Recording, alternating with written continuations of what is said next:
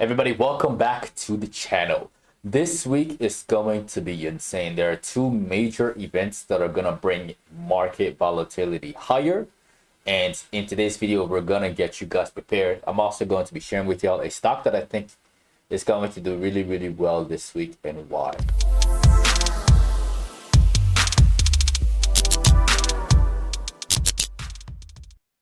Y'all, let's dive into the charts right off the bat. I'm gonna use the Nasdaq futures because the charts is looking a bit easier than the other ones. All right.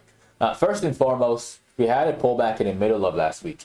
You remember in the last video how I told you that I was very worried about Thursday, especially with the earnings and if there was a big push on Wednesday first. All right. We had a massive drop on Thursday. I was worried about either having a doji or a pullback on Thursday, and we got that. The Dow Jones retested that level of support. We're gonna look at that real quick, but before we do that, right now the Nasdaq is right here. Y'all see where this line is, right? We have the W-shaped pattern. We have the breakout above 20,000, and then last week we had the massive retest from that negative reaction from Meta and Microsoft that brought the market down to 20,000. Right now, what I'm seeing at the moment, the combination of these two candles, this is a bullish harami. All right, the bullish harami is right here, especially when it's like at the bottom, like the bottom half of that big red candle. The combination of these two bullish harami. Usually what happens is a reversal, especially if the next day ends up like this, just the way it is. Like right now, the futures are only up by 0.34%. But if we close, like, let's say we make a push all the way up to 20,300 tomorrow, and then let's say that there is a pullback in the afternoon and the market closes between this current price and 20,300, that will be a bullish harami confirmation. And typically what happens after that is a complete reversal and a break above the 9 SMA, right above that line. Typically what happens. So at this point in time, I'm not bearish on the markets. Like I said, there are two major events. First and foremost, the presidential elections. Based off of who wins, the market is going, the volatility in the market is going to go higher. The stocks are going to move. And then on Wednesday at 1 p.m. there is the FOMC meeting happening where we are expected to drop the interest rates by 0.25 basis points. All right, so for these reasons, like the charts and the events and the FOMC, I'm leaning bullish because right now a lot of stocks are overvalued too. Looking at the Dow Jones, we got this drop, which I warned you guys in the last video. Do not rule that out. All right, we got there. Now this is the time where we might see a potential bounce off of this level. Now looking at the VIX, let's see. Yeah, I'm not over time. Looking at the VIX, the VIX is looking a bit sus, meaning like it was looking like an ascending triangle right here. Fortunately for the bulls, this thing actually broke out early, which to me is when things broke out early, I'm thinking it's fake. All right, I'm thinking it's just a scare, and that could be a bear trap, especially for those who are still shorting the overall market. Right, VIX bulls, that looks like a trap. So what I'm anticipating with the VIX is a drop all the way down, which is like the really, really good news is the distance between $12 and $22. Lots of room right here, especially if this thing really fails and drop below 19, which I think will happen this Wednesday. Again, focus, people. Pay attention to what happened during today. Look at the chart structures. This is what I'm thinking for this week. Like I said, it's going to be a crazy week. So pay attention to the markets. Now, the stock that I think is going to do really well this week, that stock actually crushed earnings last week, and I think I think there will be some kind of continuation. Let me get rid of these alerts, right? And just follow along.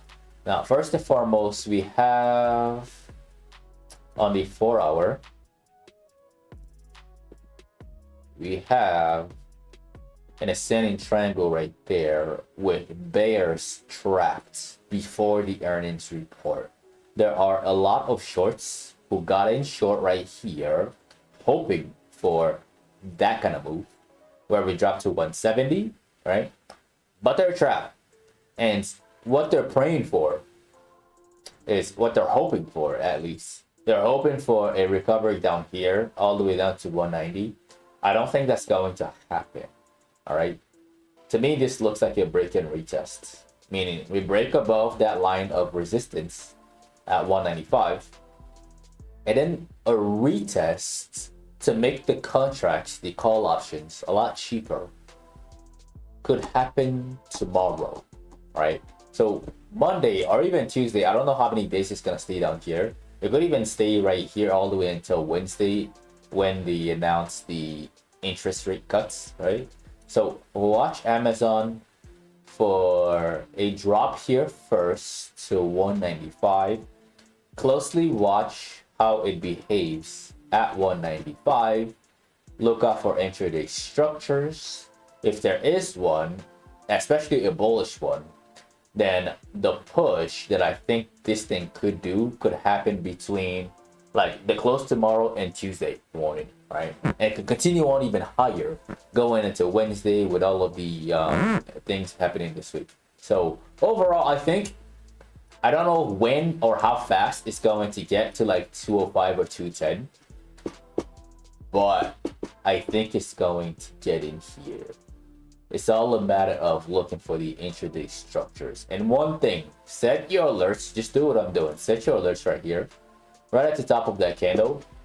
That way you don't miss out when these short sellers really start to panic. All right. When they start to panic, these alerts are going to ring. And obviously there's going to be more volume. As you can see right here, the volume is already rising, which is a great thing. And that's typical, especially with earnings report. The volume kind of increase. All right, so watch Amazon. This is a good one. Now, the next one that we're going to look at, we're just going to do an update on Snapchat, which I shared with y'all in the last video. Congratulations to anybody who took a trade on it. I told y'all watch it for a long after earnings, especially after this beat, all the way up to $12.70. Like it got there that morning. So if we're able to capture that day trade from here to here, congrats. All right, it tested it once and then it tested it again on Friday. The trade that I took, let me show you guys. The trade that I took on Friday was on the SPY. And I took that trade, number one, because the SPY sold off aggressively. And number two, because it broke above the pre-market high of 572. And it also had this, it's not the cleanest structure. It's kind of ugly, but I was willing to take a chance on it. Like it was an ascending triangle with only one retest of that level of resistance, right? And again, the SPY was oversold, so I assumed that it would actually crank up out the gates. I also like that volume at the bottom right, and the price target that I had for it was 576. I ended up selling that on that day at 933 when it got close to 575. It didn't quite hit that alert, but it was getting weak. Therefore, it was a good reason for me to exit out of that trade. All right, but going back to the SPY, let's look at the SPY here. I think it's going to go much higher. I have an alert right here. Again, with time, the contracts are going to get cheaper. So if it rings later on during the week, it's gonna be wonderful. It's gonna be perfect. Like the contracts are gonna be much cheaper. Let's say on like Tuesday or Wednesday at this price at 575 than it was up here when I got rid of my calls, right? So just keep your eyes on it. Set your alerts like I'm doing right now. That way you don't miss out on these potential moves, all right? Now, let's look at the stocks that didn't do so well through earnings. Microsoft, which I kind of had higher hopes for. Out of all of the stocks, I thought it would be the one that would actually have a positive reaction, but it was the driver for the retest of the Nasdaq and the Dow Jones, like I showed you all earlier in the video with this negative drop. All right, is it going to recover? Yes. When is it going to recover? I don't know. All right, and I'm not gonna guess either. I'm just gonna wait for the alerts to ring, and when it rings, then I'll know when to make my move. All right, the markets are connected, so patiently chill and wait. Eventually, this one is gonna have to catch up with the Nasdaq. All right, one last one, which I'm sure a lot of you probably are gonna ask a question about it as soon as I release this video. Palantir. So let's enter that. So with Palantir, it looks like this. Overvalued. Earnings is this week. I'm just gonna say I'm not that optimistic on it. I think it's either gonna be an IV crush or it's going to sell off. That's my first thought on it. All right, so deal with that information what you will. That is my honest thoughts on all of these stocks, and that is the end of the video. Do not forget to annihilate the like button as always. Make these videos from Sunday to Thursday at exactly 10 p.m. Central Time. So definitely click on that subscribe button and click on that notification bell. That way you don't miss out on future uploads. If you'd like to be part of a private Discord community, we can get all of this information in real time as I see them. You can find that as the first link in the description of the video below. Don't forget to follow my social media at Paul and Guman at Patternology Lab on Instagram and on X. And lastly, to get some free stocks with Webull, you can use the third link in the description of the video below. Once again, ladies and gentlemen, this is Patternology Lab, where we trade patterns only.